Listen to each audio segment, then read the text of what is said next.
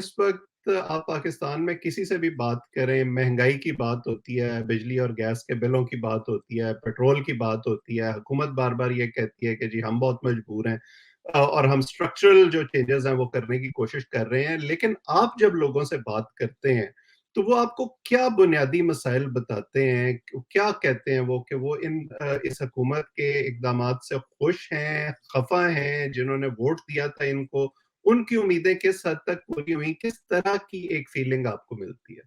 Doctor साहब, मैं सबसे पहले अपनी मिसाल देता हूँ।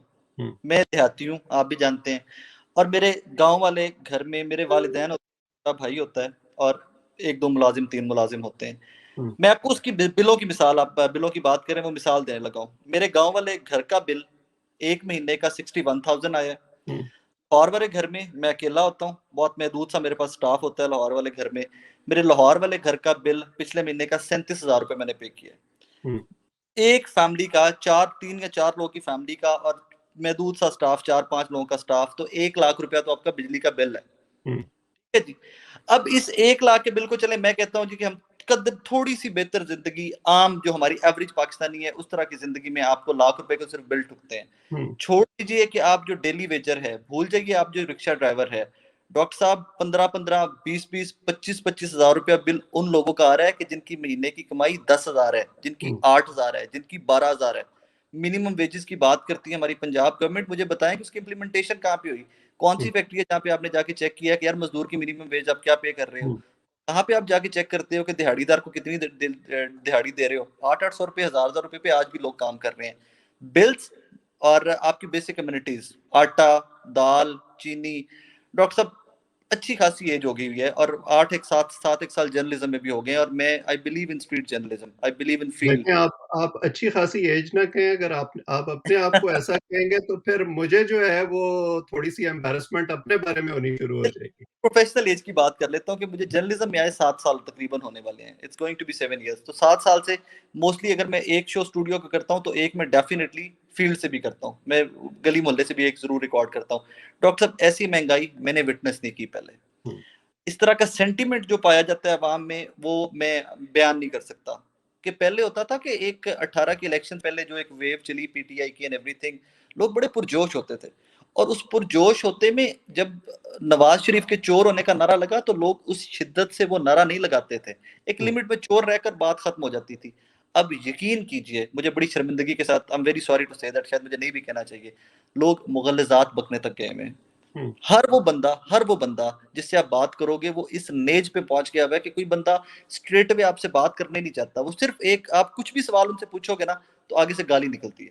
हुँ, अब जिसके लिए निकलती है आप बेहतर जानते हैं। हुँ, मैं उसमें, being a journalist, at times मैं कोशिश भी करता हूँ कि मैं चीजें एक्सप्लेन कर सकूं कि यार पेट्रोल क्यों महंगा हुआ है, उसकी इंटरनेशनल मार्केट में कीमत बढ़ गई है एंड एवरीथिंग। तो हुँ, आगे से खुद ही को ये सवाल अपने जहन में आ जाता है कि यार माजी की गवर्नमेंट भी तो बेचारी तभी महंगी करती थी हुँ, कि पेट्रोल नेशनल मार्केट में महंगा होता था ना। हम बिल्कुल। तब क्यों नहीं मानते थे? अब खान साहब की दफा आके हम क्यों ये मानना स्टार्ट हो गए हैं जी पेट्रोल इंटरनेशनल मार्केट में महंगा हो गया, तो जी खान साहब को उसका एज दे दिया जाए, उसका कुशन दे दिया जाए।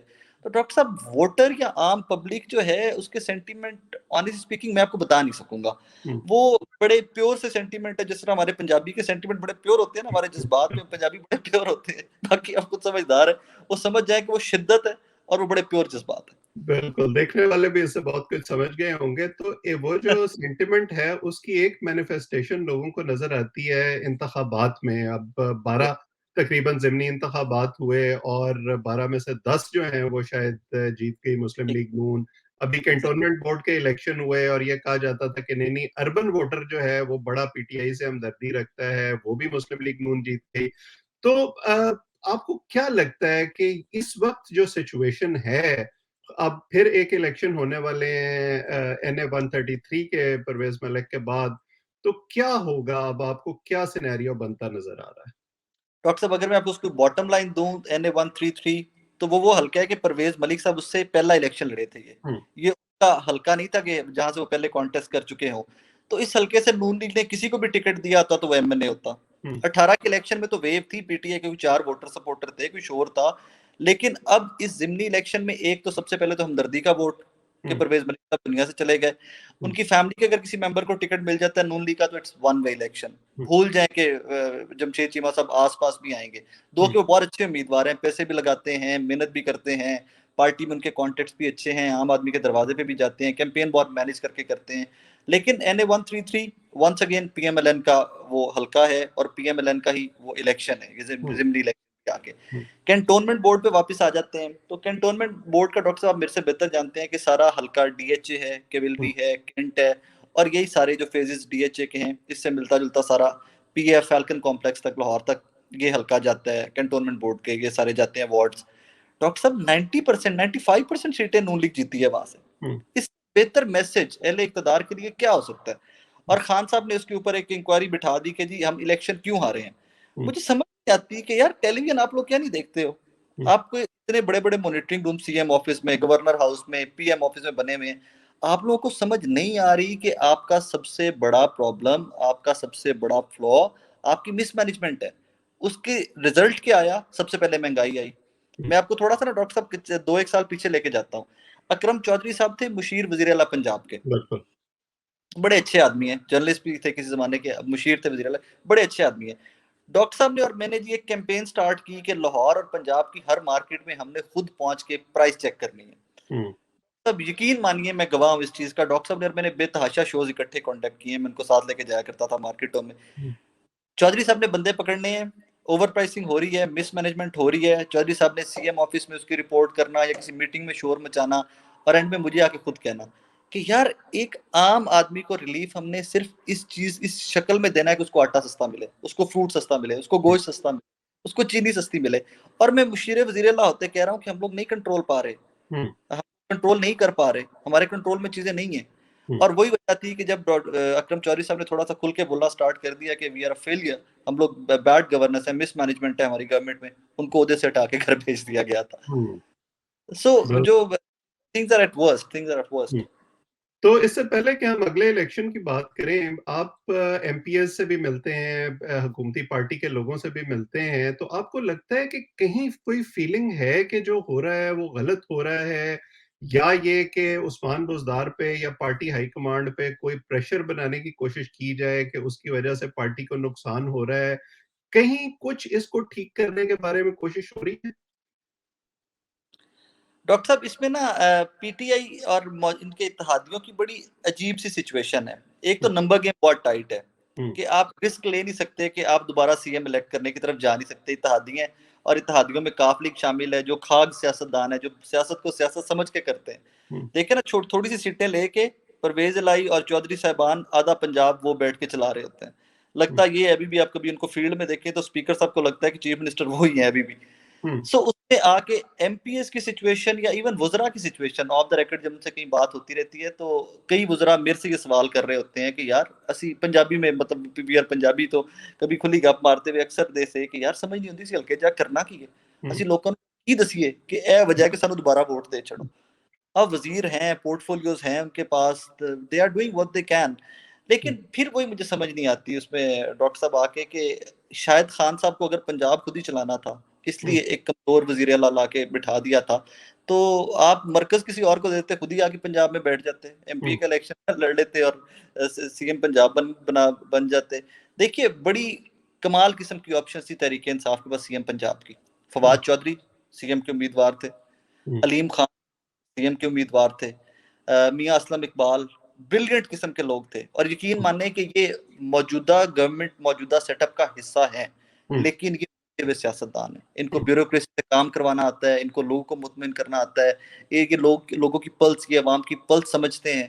लेकिन मैं फिर वही कहूंगा बुज़दार से मुझे बड़े पसंद है, एंड बाखुदा मुझे बड़े पसंद है, मुझे लगता है कि मिडिल क्लास के आदमी मेरे जैसे हैं, लेकिन वो बड़े मासूम, वो नहीं चला सके पंजाब को। वैसे इस किस्म की भी खबरें सुनने में आती रहती हैं कि वो अपनी जो मिडिल क्लास का उनका सोशियो इनकम स्टेटस है उसको बदलने के लिए भी खासी कोशिशें कर रहे हैं, करप्शन के इल्जामात भी लगते रहते हैं, तो इन खबरों में कितनी हकीकत है?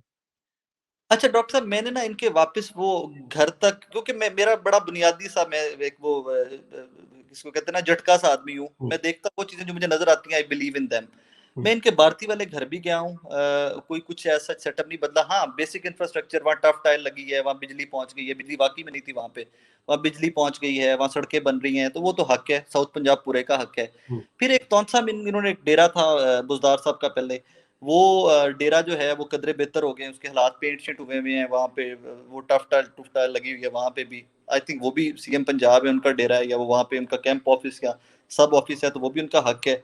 डॉक्टर साहब, कुछ फैमिली के ऊपर इनके एलिगेशंस काफी सारे आते रहते हैं। इनकी फैमिली है, इनके कजन्स, इनके भाई, इनके भांजे भतीजे, उनके बारे में रूमर्स काफी सारे सुनते रहते हैं। लेकिन मैं फिर वही बात करूंगा कि जब तक मैं खुद विटनेस देखूं ना, मैं उस पर कॉमेंट नहीं करूंगा। लेकिन इल्जामात डेफिनेटली गर्दिश में रहते हैं, और ब्यूरोक्रेसी के सर्कल्स में भी गर्दिश में रहते हैं। इनके अपनी काबीना, इनके अपने एमपीएस, और स्पेशली साउथ पंजाब के एमपीएस, वो भी कुछ इस पे हो रही होती है, कुछ कानों में सरगोशियां चल रही होती हैं कि जी कुछ साउथ पंजाब में चल रहा है, लेकिन अभी तक सामने कुछ आया नहीं है ऐसा। बिल्कुल सही। अच्छा, फाइनली अब आप मुझे ये बताएं कि अगले इलेक्शन की बातें शुरू हो गई हैं, पंजाब में सियासी जोड़ तोड़ शुरू हो गया है। एक जो मुझे जाती तौर पे इंडिकेशन लगती है, ये जो जहांगीर तरीन के पीछे एक ग्रुप इकट्ठा हुआ है, वो सिर्फ एक चीज की मैनिफेस्टेशन है कि उनको ये लगता है कि हम पीटीआई के इलेक्शन से प्लेटफॉर्म से अगला इलेक्शन नहीं लड़ना चाहते या नहीं जीत सकेंगे। अदरवाइज वो शायद कोई और सियासी घर ना देख रहे होते। तो आपको क्या लगता है कि मौजूदा परफॉर्मेंस की बुनियाद पर, और अगर चीजें ऐसे ही चलती रही, तो क्या उस्मान बोजदार इमरान खान साहब को पंजाब दोबारा डिलीवर कर सकेंगे 2023 में? अच्छा, एक तो पंजाब की बात आती है तो बड़ी बदकिस्मती है कि हमें ये सवाल करना पड़ता है कि उस्मान बुज़दार साहब डिलीवर कर सकेंगे। उस्मान बुज़दार साहब has nothing to do with Punjab. It's Imran Khan, it's PTI, PTI का pet voter, and it's 2023 elections. Buzdar साहब अगले इलेक्शन में अल्लाह करे लड़ें, जीत जाएं, अल्लाह करे वो दोबारा मेंबर बन जाएं। लेकिन बुज़दार साहब वाली गलती आई डोंट थिंक सो कि कोई भी गवर्नमेंट दोबारा कोई भी इस तरह का रिस्क लेगी। एक नंबर 2, जो आप मिसाल दे रहे हैं तरीन साहब, अलीम खान साहब, और बीच में at some point Chaudhary Sarwar साहब का भी नाम आया कि वो भी कोई बहुत हैप्पी नहीं है, कि वो कहते हैं गवर्नर तो मैं पहले ही भी था, अब मुझे दोबारा गवर्नर ही बनना था, तो मैं पहले ही अपनी सियासी जमात में खुश था, या बहुत एवर कोई इस तरह की रूमर्स भी गर्दिश करती रहती है। डॉक्टर साहब, उसमें आके एक इंप्रेशन बड़ा इंपॉर्टेंट है, मैं उसके ना सही अल्फाज का सोच रहा हूँ कि मैं सही अल्फाज कौन से इस्तेमाल करूँ। परसेप्शन ये पाई जाती है कि बड़े घर वाले या अहले इक्तदार जब तक खान साहब के साथ है, और ये आम वोटर बात करता है कि हम जितने भी तंग हैं, जितनी भी महंगाई होगी, जितनी भी बेरोजगारी होगी, जितनी भी गुर्बत बढ़ गई, जब तक अहले इक्तदार खान साहब के साथ हैं, और ये परसेप्शन काफी हद तक तगड़ी परसेप्शन क्रिएट कर दी गई है कि अगला इलेक्शन भी खान साहब का है। जो प्लान या जिस फॉर्मूले के तहत उनको लाया गया था, वो 10 साल का फॉर्मूला है, और उसके ऊपर इम्प्लीमेंटेशन होने जा रही है, और ये आम वोटर बात करता है। और आम वोटर चीख के कहता है कि यार जितने भी हमारे बुरे हालात हो गए हैं, लेकिन हमारे सर पे जिसको वारिद किया गया अगले 5 साल भी इसने रहना है। अब लेकिन ये जो पिंडी इस्लामाबाद में आजकल पिंग पोंग हो रहा है, इसके बाद ये इंप्रेशन बाकी रहेगा? अब इस इंप्रेशन को बड़ा अच्छी तरह यूज, इस मौजूदा सर्कमस्टांसेस और सिचुएशन को बड़ी अच्छी तरह यूज किया है पीएमएलएन ने, बड़ा एक्सप्लॉइट किया उन लोगों ने सिचुएशन को।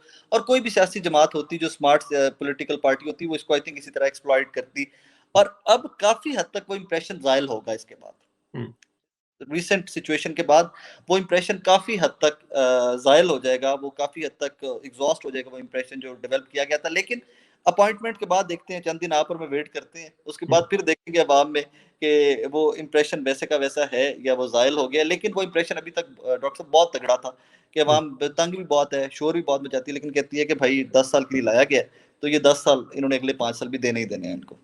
बिल्कुल सही। और ये बिल्कुल वो सेंटिमेंट है जो 2018 के इलेक्शन से पहले मैं पेशावर में जब मैं था कुछ दिन के लिए, तो मुझे बिल्कुल यही सुनने में मिलता था। लोग कहते थे कि इन्होंने किया कुछ नहीं है, लेकिन इन्होंने जीतना है दोबारा, क्योंकि जो बड़े भाई हैं वो इनके साथ हैं।